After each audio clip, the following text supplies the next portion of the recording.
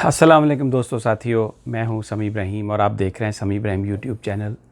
यहां पे न्यूयॉर्क में इस वक्त शाम है और तारीख़ है यहां पर आज 23 सितंबर, लेकिन पाकिस्तान में 24 सितंबर हो चुकी है। अब मॉर्निंग है क्योंकि हम अमेरिका में पाकिस्तान से 9 घंटे पीछे हैं और सन 2020 है, बुध का दिन है।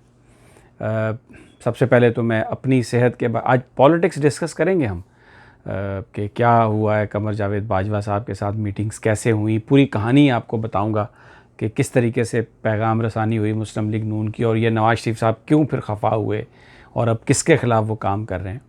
लेकिन इससे पहले आपको अपनी अपडेट दे दूं। आज हॉस्पिटल में मैं माउंट सिनाई हॉस्पिटल में, न्यूयॉर्क का एक अच्छा हॉस्पिटल है, वहाँ पर मेरी एंजियोग्राफी अल्हम्दुलिल्लाह हुई और उसमें थोड़ा सा एक जो लेफ़्ट आर्टरी थी उसमें प्रॉब्लम थी, तो एक स्टंट उसमें डाल के उसको खोला गया और फिर वो खून जो है पूरे दिल में सही तरीके से जा रहा है आप लोगों की दुआओं की वजह से। तो अल्हम्दुलिल्लाह मैं आपसे बात कर रहा हूँ। डॉक्टर जावेद सलमान पाकिस्तानी डॉक्टर हैं और पाकिस्तानी अमेरिकन है, यहाँ पर माउंट सिनाई में वो करते हैं काम। कितना टैलेंट है। माउंट सिनाई न्यूयॉर्क का one of the best hospitals है और ये वो लोग हैं जो पाकिस्तान में मुफ्त आकर काम करना चाहते हैं, लेकिन हमारी अनफॉर्चुनेटली गवर्नमेंट वो उन्हें नहीं प्रोवाइड कर सकी। और पाकिस्तान में भी कोई टैलेंट की कमी नहीं है। मैं अगर यहाँ पर कलसूम हॉस्पिटल में डॉक्टर शाजली का अगर मैं ज़िक्र ना करूँ, डॉक्टर हमल का ज़िक्र ना करूँ, और फिर ख़ास तौर पर डॉक्टर सना साहिबा, उनके पास मैं अपने वालिद साहब को लेके गया था। शी वाज़ सो, यानी ऐसी डॉक्टर थी कि मरीज़ उनके पास जाए, उनकी बात सुने तो गुफ्तगू से आधा मरीज़ ठीक हो जाता था, इतनी केयर से। तो वो वहाँ पर भी इतने अच्छे लोग हैं, यहाँ पर भी पाकिस्तानी। तो मेरे वो क्योंकि कार्डियोलॉजिस्ट हैं और उन्होंने बड़ी शफ़क़त से, बड़ी मेहनत से उन्होंने ये काम किया। तो अल्हम्दुलिल्लाह मैं अब ठीक हूँ। आप लोगों की दुआओं की वजह से कुछ एहतियातें हैं जो अभी अगले 2-4-5 दिन ज़्यादा करनी होगी, लेकिन ठीक ठाक हूँ और बस अल्लाह का करम है और अल्लाह हम सब पर अपनी रहमत रखे। कोविड जिनको हुआ है, कोरोना जिनको हुआ है, उनको अगर हार्ट की कोई प्रॉब्लम थी पहले, ब्लड प्रेशर, डायबिटिक, तो वो अपने हार्ट का ज़रूर चेक करवाएं, क्योंकि आज मैं आया हूँ वापस एंजियोप्लास्टी करवा के, तो ये मुमकिन है, ख़दशा रहता है कि कहीं वो बीमार ना हो गए हों, उनके दिल में कोई स्टेंट या उसमें कोई प्रॉब्लम ना आ गई हो। अब जनाब मैं आते हैं पाकिस्तान की जो पॉलिटिकल सूरत हाल है, ज़रा उस पर बात कर लेते हैं। अपनी तमाम पिछली वीडियोस में मैं एक बात मैंने हमेशा कही, बड़े दुख से ये बात मैंने कही कि पाकिस्तान के वो सियासतदान जिन पर पाकिस्तान के लोग तकिया करते हैं, जिन पर पाकिस्तान के लोग भरोसा करते हैं, वो उनसे झूठ बोलते हैं और इस तरह झूठ बोलते हैं कि जो पाकिस्तान के इदारे हैं उन पर से पाकिस्तान का एतमाद उठाने की कोशिश करते हैं, उस एतमाद को ब्रेक करने की कोशिश करते हैं। मैं आज आपको नवाज़ शरीफ साहब और मरीम नवाज़ साहबा, पोस्टर ये है कि हम मिलिट्री के ख़िलाफ़ हैं और हम पाकिस्तान की फ़ौज का जो पाकिस्तान की सियासत में मुदाखलत है, मुबैना मुदाखलत, उसको रोकने के लिए वोट को इज़्ज़त दो का नारा लगाया और ये कहा कि मैं सर नहीं झुकाऊंगा और इसलिए मेरे साथ ये सब कुछ हुआ और मुझे आर्मी ने निकाल इसलिए दिया कि मैंने उनकी बात नहीं मानी। उनके साथ दरपर्दा जो गुफ्तगू हो रही थी वो उसका पर्दाफाश कर दिया DGISPR ने, उसका पर्दाफाश कर दिया पाकिस्तान की फ़ौज ने। और जो सूरत हाल सामने आई है वो ये है कि ज़ुबैर साहब जो सिंध के साबिक गवर्नर रहे हैं, लेकिन वो मरीम नवाज़ साहबा जो हैं उनकी जो पार्टी के अंदर जो उनका ग्रुप है उसके अहम वो सुर्खेल हैं। गवर्नर मरीम साहबा ने बनवाया था ज़ुबैर साहब को नवाज़ शरीफ साहब के ज़माने में। मरीम नवाज़ की वो जो टीम थी उसमें ज़ुबैर साहब असद उमर साहब के छोटे भाई हैं, भले आदमी हैं, बड़े संजीदा आदमी हैं, बड़े हमारे बड़े मेहरबान हैं, दोस्त हैं। वो आके अगस्त में मिलते हैं जनरल कमर जावेद बाजवा से और एजेंडा क्या है?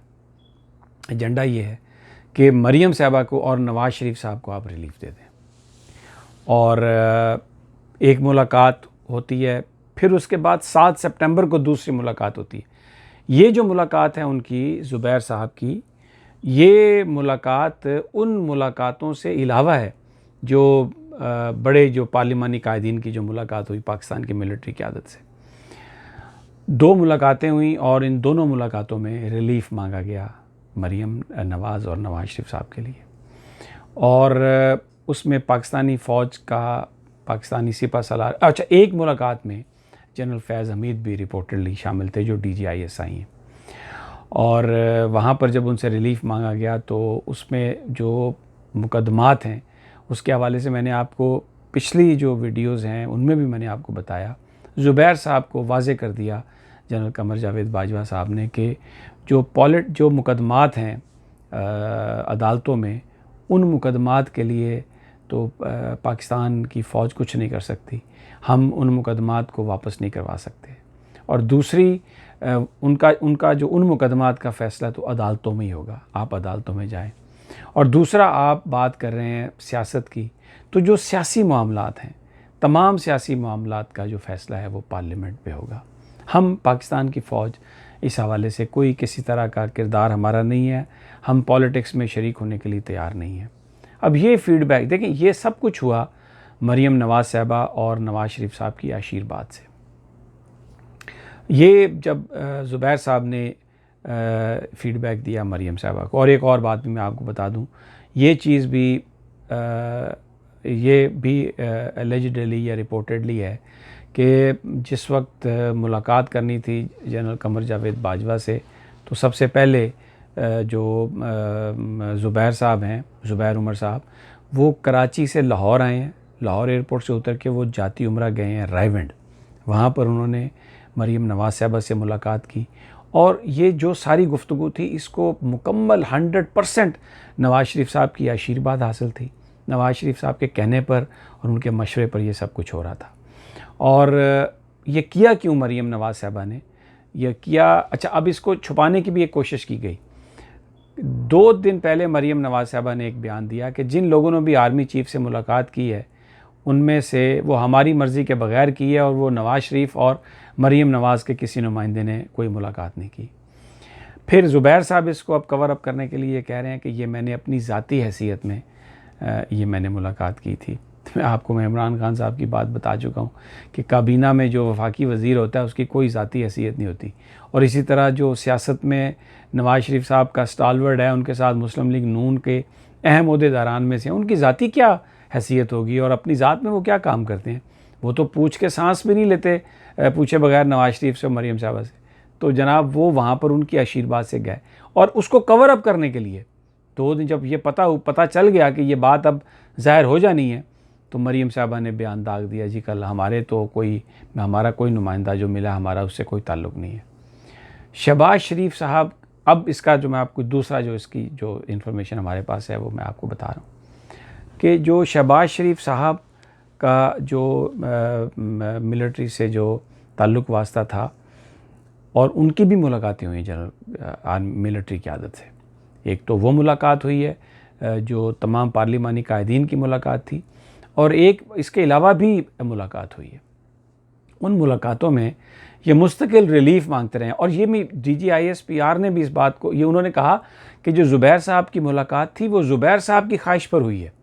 शहबाज शरीफ साहब की जो मुलाकातें हैं वो शहबाज शरीफ साहब की ख्वाहिश पर हुई हैं। तो उसमें पाकिस्तान की जो अस्करी क़यादत है उसने साफ़ तौर पर यह कह दिया कि पॉलिटिक्स हमारा काम नहीं है, हम उसमें नहीं आएंगे। अब नवाज़ शरीफ साहब ने ये क्यों बयान दागा? देखिए, नवाज़ शरीफ साहब को जब ये पता चल गया कि मुझे कोई रिलीफ़ नहीं मिल रहा, तो उन्होंने मौलाना फजलुर रहमान से APC के हवाले से वो जो सेनेट के अंदर जो वोट जो रिजेक्ट करवाया, वो उन्होंने ये, क्योंकि पहली भी मुलाकात हो चुकी थी और वो उनको ये वाइब्स आ रही थी कि फ़ौज उनके साथ नहीं है, तो मौलाना फजलुर रहमान से उन्होंने कॉल करवाई आसिफ अली ज़रदारी को, और उन्होंने कॉल करवाई शहबाज शरीफ को कि अगर सेनेट में इसको रिजेक्ट नहीं किया गया ये FATF के बिल को, तो हम छोटी जमातों को बाहर निकाल देंगे। मौलाना फजलुर रहमान को इस बात का कोई इल्म नहीं था कि आर्मी क्या कह रही है, और नवाज़ शरीफ साहब और मरीम नवाज़ साहबा अंदरून खाना आर्मी के साथ राब्ते में हैं और कोशिश कर रहे हैं रिलीफ़ लेने की। तो उसके बाद आल पार्टीज़ कॉन्फ्रेंस में मरीम नवाज़ का नाम शामिल किया नवाज़ शरीफ साहब ने, डेलीगेशन में शहबाज शरीफ को माइनस किया वहाँ पर। तो मौलाना फजलुर रहमान इस बात को अपनी फ़तह और अपनी सियासत की कामयाबी समझते रहे, तो दूसरी दफ़ा मौलाना फजलुर रहमान इस्तेमाल हो गए। पहले जो आज़ादी मार्च था उसके नतीजे में नवाज़ शरीफ साहब ने बारगेन की और वो मुल्क से बाहर आने में कामयाब हो गए। और उन्होंने किसी मुस्लिम लीगी को वहाँ पर जाके उसमें उस एहतजाज में बाकायदा तौर पर सवाए चंद तकारीर के शरीक नहीं होने दिया, बल्कि तलाल चौधरी ऑन रिकॉर्ड ये कह रहे थे कि जनाब ये तो मैं एक दिन वहाँ पे गया और मुझे बड़ी सख्ती से मेरी बात पुरस हुई है। तो अब इस दफ़ा भी आर्मी के साथ, क्योंकि आर्मी ने इनकार कर दिया पॉलिटिक्स में, तो मौलाना फजलुर रहमान का कंधा फिर इस्तेमाल किया गया और वो APC करवाई गई सख्त तकारीर। उसमें नवाज़ शरीफ साहब ने 1 घंटे की तकरीर की जिसमें पाकिस्तानी फ़ौज को बुरा भला कहा। और ये जो आल पार्टीज़ कॉन्फ्रेंस थी, इसमें बुनियादी तौर पर ये मौलाना फजलुर रहमान और पीपल्स पार्टी का ये सब कुछ था। मेज़बान पीपल्स पार्टी थी, लेकिन इसलिए कि आपको पता ही है अब अगर आसिफ जरदारी साहब कोई फंक्शन करेंगे तो उसके पैसे कौन देगा, उसको फंडिंग कौन देगा। मैं इससे ज़्यादा कुछ नहीं कह सकता कि ये जो बड़े बड़े तामीराती मंसूबे हैं, ये जो बड़े बड़े डेवलपर हैं जिनके जहाज़ हमज़ा शहबाज भी इस्तेमाल करते हैं, जरदारी साहब भी इस्तेमाल करते हैं, हर तरफ से वो इस्तेमाल होते हैं। तो ये सारे का सारा दर हकीकत तो मेज़बानी कहीं और से थी, लेकिन बज़ाहिर ये पीपल्स पार्टी और जमीयत उलमा इस्लाम का शो था। तो अभी भी दूसरी दफ़ा भी नवाज़ शरीफ साहब ने मौलाना फजलुर रहमान को इस्तेमाल कर लिया और अपने भाई को शहबाज शरीफ साहब को उन्होंने उसमें बिल्कुल ज़ीरो कर दिया। अब आप देखें ज़ुबैर साहब मुलाकातें कर रहे हैं, ख्वाजा आसफ़ जो हैं वो भी राब्ते में थे। और मरीम साहबा ने कहा कि जिन लोगों ने भी मुलाकात की है आर्मी चीफ से वो नवाज़ शरीफ के नुमाइंदे नहीं हैं। तो अब उन्होंने एहसन इकबाल को भी डिस्कार्ड कर दिया, ख्वाजा आसफ़ को भी डिस्कार्ड कर दिया और उन्होंने ज़ुबैर उमर को भी डिस्कार्ड कर दिया। ये एक बाज़ार ये वैसे ही डिस्कार्ड किया जैसे मुशाहिदुल्लाह को निकाल के फिर दोबारा उन्होंने वज़ीर बना लिया था। तो ये गेम हो रही है, लेकिन इसमें जो जिनकी पोजीशन पर फ़र्क पड़ा है वो डेफ़िनेटली शहबाज शरीफ साहब है। अब देखना ये है कि वो आगे क्या करते हैं। शेख रशीद साहब तो कहते हैं कि शहबाज शरीफ साहब मेरी पार्टी के आदमी हैं। बिलावल भुट्टो मोहतात लहजा इख्तियार किए हुए हैं, बहुत मोहतात लहजा इख्तियार किए हुए हैं, समझदार हैं, अपनी इनिंग्स खेलना चाहते हैं।